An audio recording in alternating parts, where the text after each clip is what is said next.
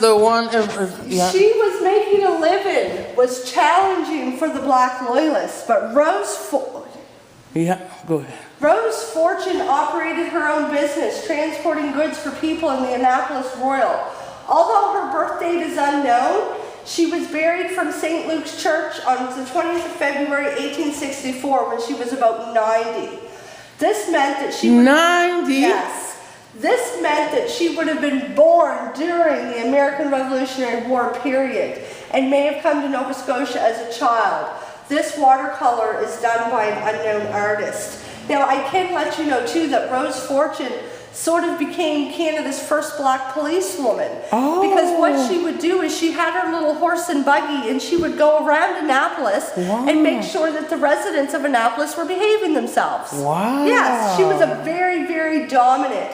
And this information can be found at the Nova Scotia Archives and Record Management in Halifax, circa 1979, 147.56. And these people down there? This is actually a picture of a group in front of the African Methodist Church in Shelburne. Okay. So religious belief in church life has been a mainstay of the black people and communities across Nova Scotia. The AME Church in Shelburne, circa 1900, and includes Black Loyalist descendants Ina Gibson, Bill Jacqueline, who is a relative of mine, because my great-grandmother, Myrtle Hartley, married a black man by the name of Gordon Jacqueline. So I actually have two Black Loyalist sides to me, okay? Loyola Jacqueline as well, with Big John Wesley. Snow on the ground and the balsam fir scattered about suggests that they were decorating the church for Christmas. Wow. And this house here, this is like house on those time? This house? This house? This is a linen house in Charleston. Diana and Hanning Linning were enslaved by Dr. John Linning until 1780. He and his wife, Sarah Hill Linning, lived here at the corner of King and Broad Street in Charleston, South Carolina. That in the States? Yes, right? that's in the States. And this one here? This one here? Let's start with this one. This is the Mulberry Plantation, the Berkeley County. This is where Hagar Garrow was enslaved in South Carolina. So you actually purchased the Black Loyalist parts 1 and 2. Yeah. You can learn all about Hagar Garrow in part 2. Notice the African-style huts in front of the big old house. Yeah. Did Hagar live in one of those? I think you could have. Exactly. Yes. So this is the Garrow farmland, and this is the barn on the Garrow farm in the Brown Spriggs Grant. It burned after this photo was taken in 1996. And this is interesting. This is the Dismal, Desmond, and Garrow descendants.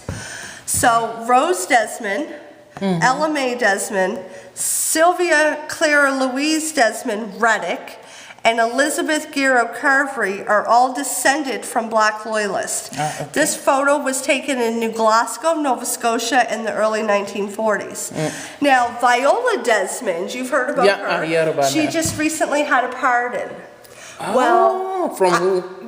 She was actually pardoned for trying to rip off the government. What happened was her vehicle had broke down into Glasgow, and she wanted to go watch a movie at a theater. So she went in and she paid for the white section. She went in, she sat in the white section, and she was told to leave. She wouldn't leave, so she was actually arrested and charged with trying to fraud the government because she wouldn't sit upstairs in the black room, I guess you could say. So last year she was actually pardoned for this, and our former vice president of the society, Sharon Clyke Oliver, because her maiden name was Clyke, she would have been Viola's niece. Wow. And I can remember reading in the Chronicle Herald when they were talking about her pardon, Sharon had actually said if my Aunt Viola were alive today, she would say, "Pardon me for what? Because I didn't do anything wrong." Good. Yes. Yeah. Yes. And this is, So this is basically, this is our monument.